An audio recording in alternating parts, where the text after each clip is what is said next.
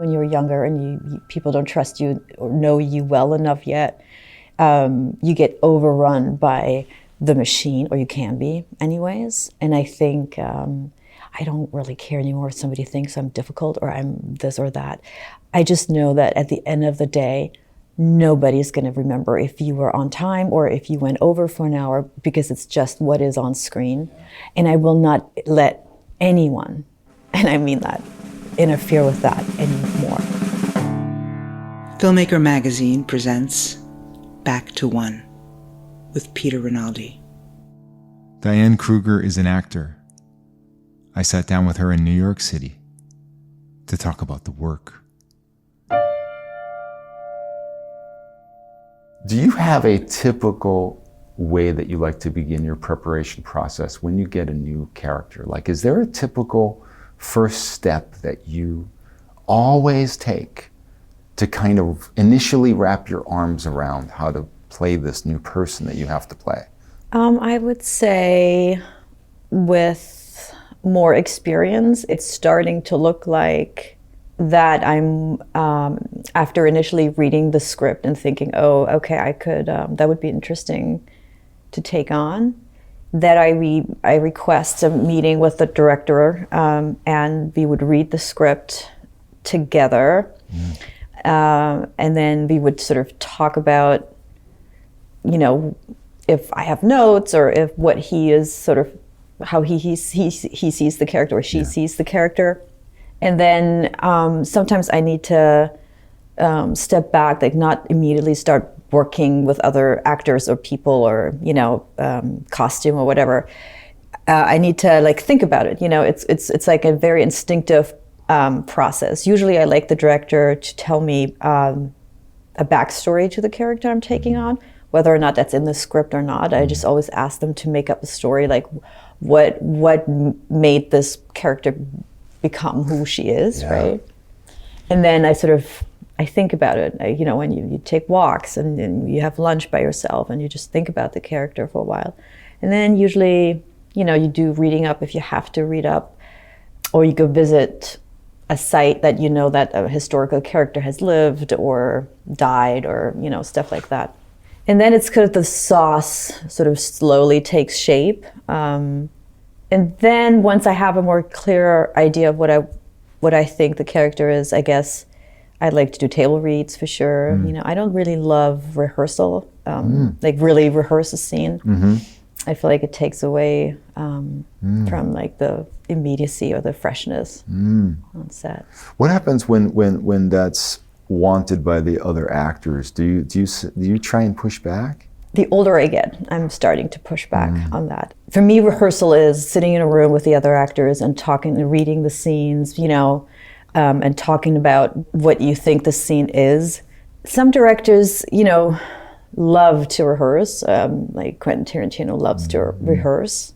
Not every scene, but really big scenes that, you know, have a lot of actors in it. Like I'm thinking about that scene in the basement, you know, and that we rehearsed that for 10 days straight. Wow. No cameras running. No cameras running, yeah. Wow. And then I understand why he rehearsed it, because it's, you know, it is like a play, right? And I loved shooting it, and we shot it over 10 days, and it was kind of like, it really saves you time on the day, for sure. So 20 days total for that one scene, yeah. Amazing. But what was that doing for you to have to be almost forced to do that much rehearsal? With him, you know, I guess, look, and the truth is, like, the difficulty for actors sometimes is not so much the performance, is to fold yourself into the process that the director has, right? I went to drama school in France, where it's a very director-driven industry, much more so than actor-driven industry. And so a director is God, you know, on sets in France. And so I always try to go his way and his process, because I don't want to fight with my director. I want to feel like, you know, I can deliver what he's expecting of me. As I get older or have more experience, I try to push back on that a little bit, because I don't really personally find it super helpful. in fact, I think it locks you into something, or somebody's seen a scene before you've actually really 100% played it, and then they are locked into something, and then, I don't know, I get it, but it's not my favorite. Yeah. Isn't it hard to navigate the crossroads of what you need and what the director thinks he or she needs? Because it has to do with you, right? They want the best out of you. Right. You know by now what the best out of you is, and you know the road, or at least the area that you need to be in. But for some reason, actors are not supposed to speak up about that, I think you do. The more you become established, the more willing people, they've seen your work, and so they're more willing to be, whatever you need.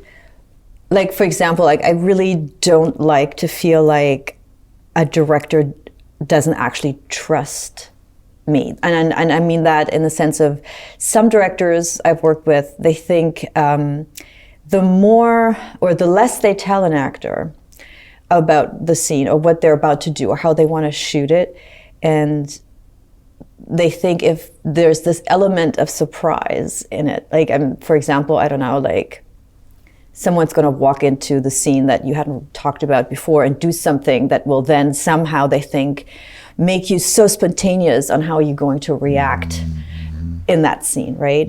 It always feels like they don't trust you, and they feel, and it's never a good feeling. They think that they have to put you in an uncomfortable situation to get something fresh out of you. And I feel like that's not trusting the process. Now, I'm not a perfect actor, and I want to learn, and it's a lifelong apprenticeship, right? But in my experience, the more I feel like my director and I are making the same movie, and we are, having the same goal in mind, I'm actually able to do anything that he or she wants, right? And I feel like we're getting somewhere, and I'm much more able to let go, and I'm much more able to be willing to go to an extreme that maybe I wouldn't push myself in. I love to be directed, but I don't love to be put in a position, like, it's like, oh, gotcha, I'm going to get something out of you that otherwise you wouldn't be able to. Yeah. What I'm hearing you say is that if the stock was placed into relationship and trust, so much would benefit from that, rather than some other kind of thing that people are putting their stock in. Yeah, every director is so different, and they have egos. They're artists, right? So they have egos, and they think their way is best. And it is an actor's job, in my opinion, also to find that common ground. But my natural instinct is always, I want to feel like my director and I, like, for the time of this project, we are, he or she can ask anything of me, and vice versa, that I'm not scared to ask for, I don't know, more time, or like a tool, like something that I need to do what he's asking. I want to go back to one quick thing you said in the beginning. Why do you feel like you need to ask the director to give you the backstory instead of coming up with it yourself? Do you feel like it needs to come from an outside source for you to cultivate it then? And it will have a different DNA if it comes from you, the backstory? I feel like that because it's his or her movie. So I want her or him to be happy with that, because that would inform everything, the character that he created. I mean, I make a lot of films where the writer is also the director, and so maybe that's where it comes from, because usually they know that character so well. Right. But that was something I learned from Quentin Tarantino, because when I was auditioning for Bridget von Hammersmark, and then ultimately got the part, he took a lot of time just one-on-one with me and telling me about the backstory of Bridget. And no one had ever really done that before in such depth. Like, I mean, it was hours-long conversation. And I thought that was so cool, and it really did change the way I thought about the character and how, like, everything just had a meaning to it. And I thought that was so smart and so inspiring too, that from that time on, I've always asked my directors to tell me that. So more is better for you, like more information. Depends what kind of information. Oh, I mean, yeah. this is just a conversation. I don't need it to be written down. You know, the backstory is non-negotiable. Like if it's a lead character, I'm not talking about Yeah. like coming in and doing a cameo or something. But Yeah. if I'm taking on the lead in a film or a show, I want to know what her background is for sure. But then sometimes, like for example, I just did a movie about World War II in a work camp / concentration camp, and I played inmate, and you know that's not fun to do. It's not, and also scary to think that you want to. Or you have to somehow do justice to what's going on or what went down in those camps. And, you know, it's just like, and I'm German, like you carry a lot of stuff on your shoulders anyways. And the director sent me a lot of like documentaries about survivors and all that stuff. And at first I started watching one, and then after like 5 minutes or 10 minutes, I was like, I turned it off because I realized that in order to play a character like that, I cannot know what to expect because they were just living that was their daily life, and they had to just survive, right? And I cannot play a character with an already preconceived notion of sympathy and you know, feeling bad for that person, right? And that was just an instinct. I don't know if it's right or wrong, but that I was like, I don't want to see and watch and have this person tell me how much she suffered. Instead, I went to the actual camp, right? That is still, I mean, it's mostly gone, but you can see the grounds and stuff like that. And you read about, like, you just see images, you see the scale of things, just to like get an idea of what we're talking about, you know? And that was much more helpful than watching a documentary. And like, they're very important, don't get me wrong. But, you know, sometimes to just play someone that is new and fresh, like that's her reality, and what did she do, what ideas did she come up with, that needed to feel much more you know, real. Like I didn't want to copy somebody, you know. I wanted to see how I would get more bread or how I would try to get more soup. Yes. I have a document on my computer that I have locked away. I will never ever share it because I don't want anyone to see what's not in it. It's a list of what I consider the best performances of all time. Like sometimes I'll tell someone what's on it, but I don't want people to see what's not on it, because if I list the whole thing, like whoa, there's so many that's not on it. But I looked back last night because I'm like, and sure enough, yes, Diane Kruger in The Fade was on there, of course. And I put it on again last night. And I was like shocked to once again see how it's unrelenting. Emotion after emotion has to be delivered. And sometimes after what happens, then there is this kind of like baseline emotion that's there, and then other emotions on top of the emotions. It's like a staggering achievement. But I want to know what the environment was like that allowed you to do that. Well, that would be one of the, so Fadi Akin, the director, and I met like 5 years before he wrote this film, and then he offered me this movie. And I could sense, you know, Fadi is a very local German director who mostly makes films about Turkish immigrants in Germany. You know, he had a very cult following, but very, I don't want to say niche films, but they always kind of have a central theme, I guess, right? Yeah. It's the Turkish part. I love his movie Head On. It was so amazing. It's amazing. Yeah.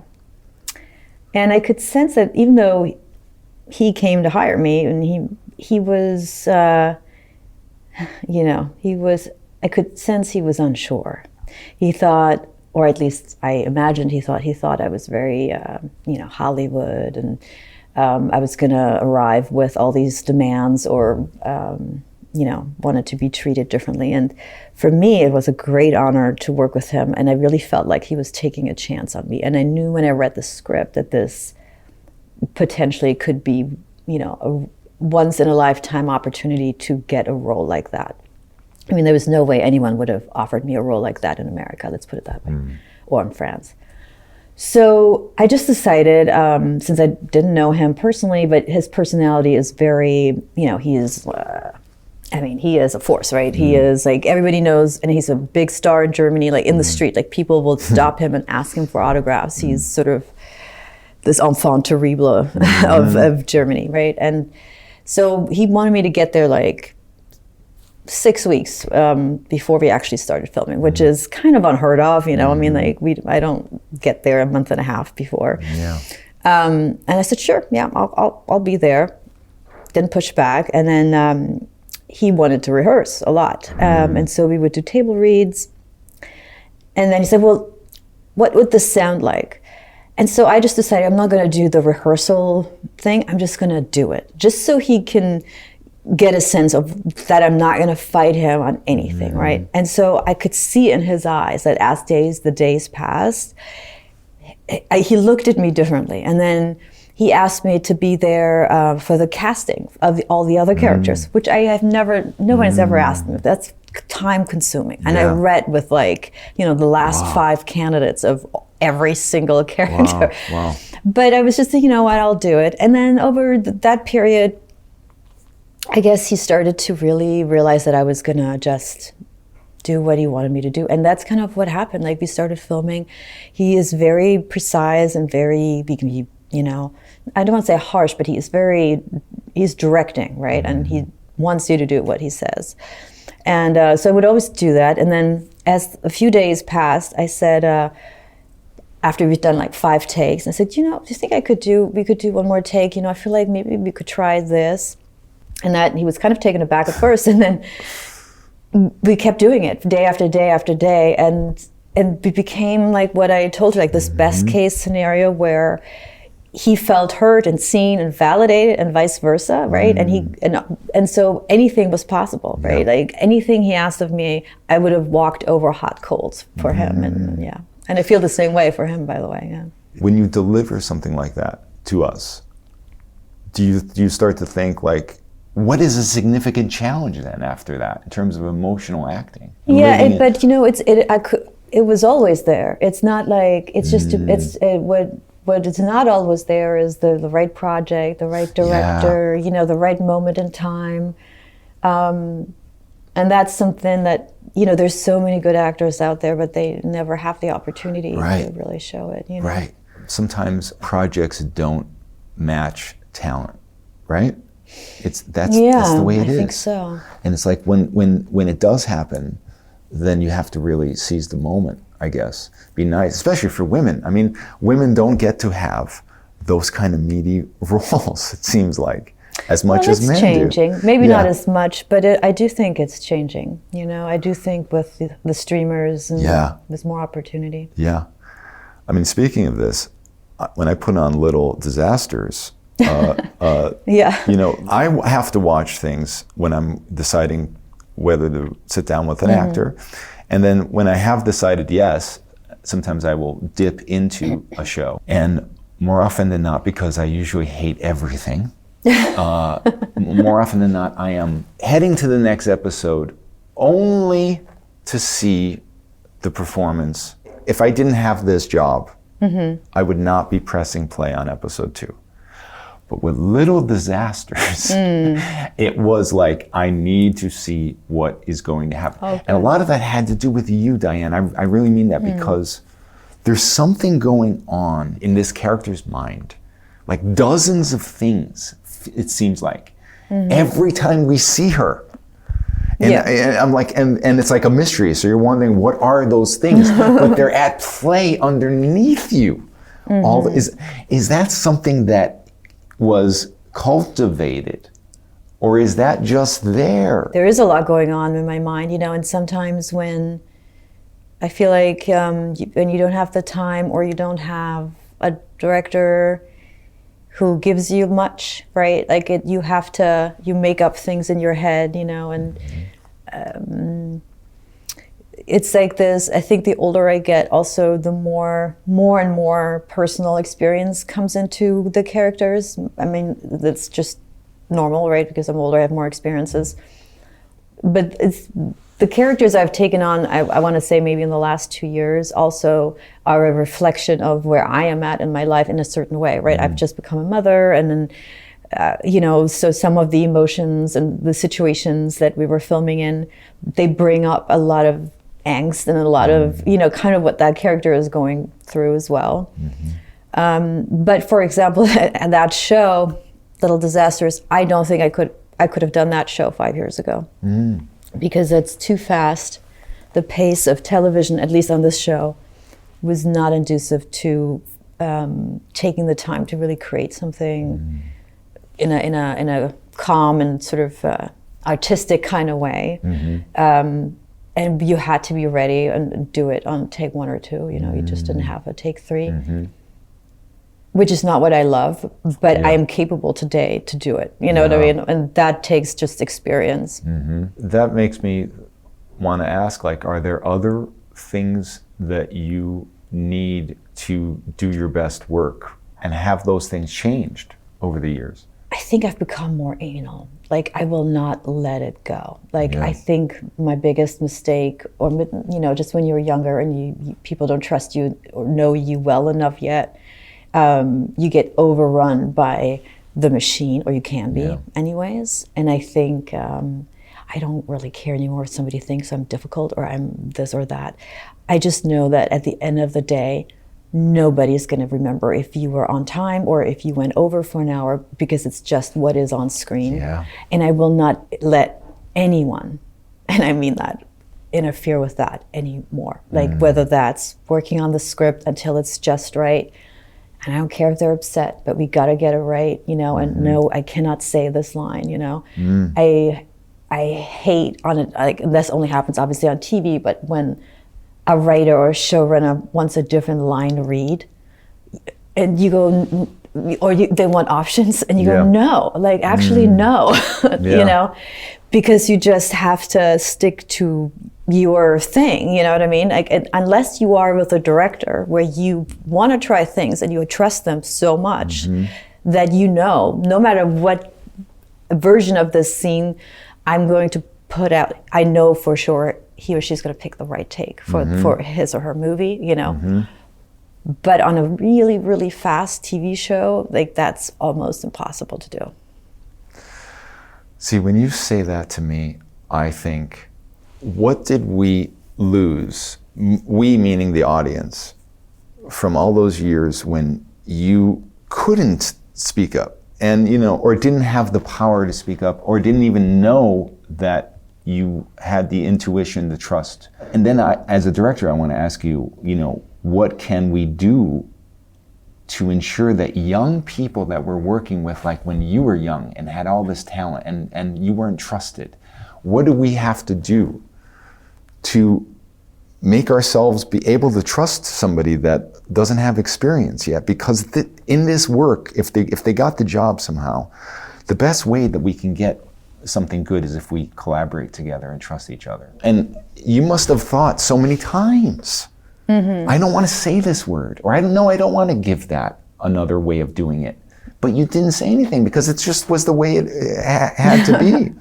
I mean, I knew I had it in me, but I felt like it was my job to just get there without any help from anyone, and I couldn't admit that I needed help, maybe, I think that's what changes too. And I think any director, I'm sure, I mean, I don't know you, but you seem very sensitive, so I'm sure if an actor, or we made a movie together and I came to you and I said, I really don't know how to do this scene, I'm not ready, I can't get there.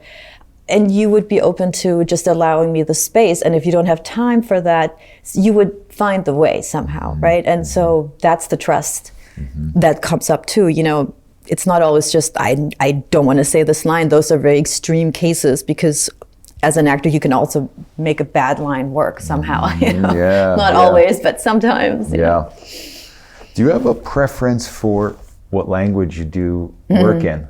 No, not really. Isn't that interesting? No, At this point, there's not really like a certain challenge or a certain kind of different muscle for the other languages that actually give maybe nuance to your work that you like to play in. Maybe not nuance, but it is like for example, I just made the show for HBO Max called The Seduction, Yeah. which is French language, and it's you might not be able to hear the difference, but it's unspoken. I mean, it's kind of unspoken French. It's like 18th century French, which is very complicated. You can kind of compare it to Shakespearean English, maybe, you know, so different words and a weird melody to stuff, which for me as a German was incredibly hard to learn. Yeah. Like, that was the biggest challenge of that, but also so satisfying to do it, you know, like I felt like drama school paid off in France. Yeah. And then, you know, in English, I still have to work some, depending on the character, but on getting rid of an accent or doing an accent, you know, that it's never accomplished, right? You always have to work something.